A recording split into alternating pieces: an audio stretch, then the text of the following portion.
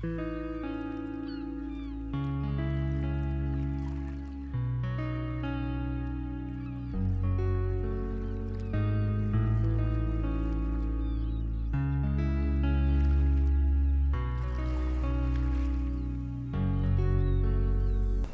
sur l'Argus.fr. Alors ici nous sommes à Gennevilliers chez DB Schinker en compagnie d'un engin assez inédit. C'est le Volta Zero 100% électrique de 16 tonnes. Pour en savoir plus, je vous propose d'écouter Carla Detrieux, responsable commerce pour la société Volta Trucks.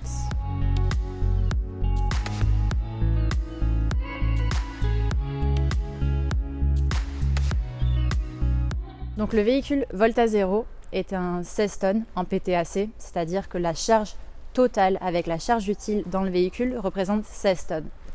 On est le premier poids lourd à utiliser un essieu électrique avec le moteur des roues arrière sur l'essieu arrière. Ça nous permet de retirer 90% des pièces détachées et mécaniques par rapport à un 16 tonnes équivalent. Donc en réalité, on a moins de pièces, moins de poids mort. En plus de ça, on a 37,7 mètres cubes à l'arrière du véhicule et bien entendu des solutions en sec et en réfrigéré. C'est un véhicule qui ne dépasse pas les 90 km/h parce que c'est un usage urbain. Bien entendu géolocalisé, c'est-à-dire que dans une zone à moins 30 ou à moins 50 km/h, le véhicule sera capé. Donc on a vraiment cet aspect-là, sécurité, qui est très important. Volta Trucks a particulièrement travaillé sur ce point et le confort des chauffeurs. La cabine, très épurée, a été abaissée. Cela facilite l'accès à bord mais permet aussi d'installer le conducteur à hauteur d'homme. Le fauteuil, placé au centre de l'habitacle, pivote à 45 degrés. Une fois installé, il bénéficie d'une vision à 220 degrés grâce à d'importantes surfaces vitrées. Les portes sont transparentes dans leur totalité. L'engin est également pourvu de 8 caméras pour sécuriser toutes les manœuvres. Le tableau de bord se résume à 3 tablettes tactiles avec différents affichages permettant notamment de contrôler le niveau de charge des batteries. Au niveau des autonomies, donc on a 2 packs de batteries disponibles. On a sélectionné notre partenaire pour les batteries. On a choisi une chimie NMC, nickel-cobalt. Ce qui est idéal avec cette technologie, c'est qu'elle est divisée en micro-packs le plus au centre possible, donc le plus loin possible des zones potentielles de choc. On a une meilleure répartition de charge et on peut plus facilement identifier si on a une dégradation, c'est-à-dire une baisse en performance, et le remplacer sans immobiliser le véhicule. Maintenant, la question de la recharge. Le véhicule a le convertisseur courant alternatif, courant continu qui est à bord. On peut prendre jusqu'à 22 kW en courant lent et jusqu'à 200 en courant continu. Le travail qu'on fait avec des partenaires majeurs dans l'industrie française pour l'infrastructure, c'est qu'on conçoit ensemble pour nos clients le meilleur scénario de recharge, qui est le plus adapté et surtout qui respecte les contraintes de disponibilité électrique sur site. Donc au niveau du prix, dans l'industrie, on parle beaucoup de TCO, c'est le Total Cost of Ownership, c'est en réalité le coût d'usage, le coût opérationnel.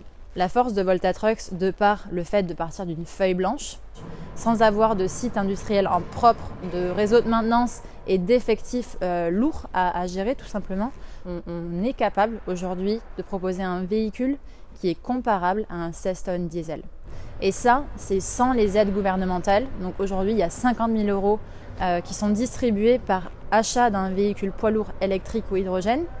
Il y a des aides de la région, il y a les différents bonus écologiques et puis aussi des aides sur l'infrastructure. Donc ce TCO, on arrive encore à le rendre encore plus compétitif. Donc on a 2 marchés aujourd'hui, en 2021, qui sont Londres et Paris.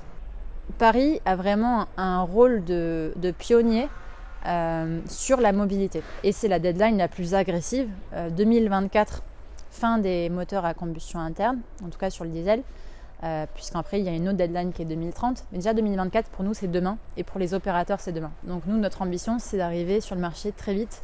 Et en décembre on lance entre 12 et 20 véhicules sur différentes variantes pour différentes applications. Et on les alloue aujourd'hui entre 4 semaines et 1 an pour réaliser des tests. Le but de cette flotte pilote, c'est de pouvoir bien entendu intégrer les véhicules dans des modèles opérationnels, mais aussi récolter un maximum de données réelles sur la performance des véhicules et les TCO, donc les coûts opérationnels pour chaque cas d'usage. Et à partir de 2022, le premier échantillon de production représente 500 unités. 500 unités qui sont déjà en précommande aujourd'hui sur différentes variantes et différents marchés.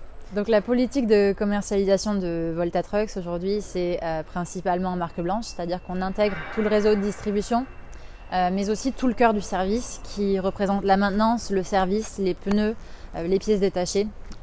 Tout ce qui est support client et SAV sera intégré par Volta Trucks. J'aimerais bien qu'on nous associe à Tesla dans la vision et dans la dynamique.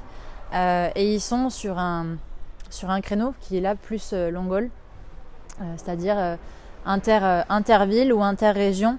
Nous, on peut potentiellement être complémentaires. Alors si on a une flotte de Volta Zero et de Tesla Semi, moi je suis ravie. Voilà, vous savez tout sur le camion Volta Zero de Volta Trucks. Je vous donne rendez-vous sur largus.fr. À bientôt!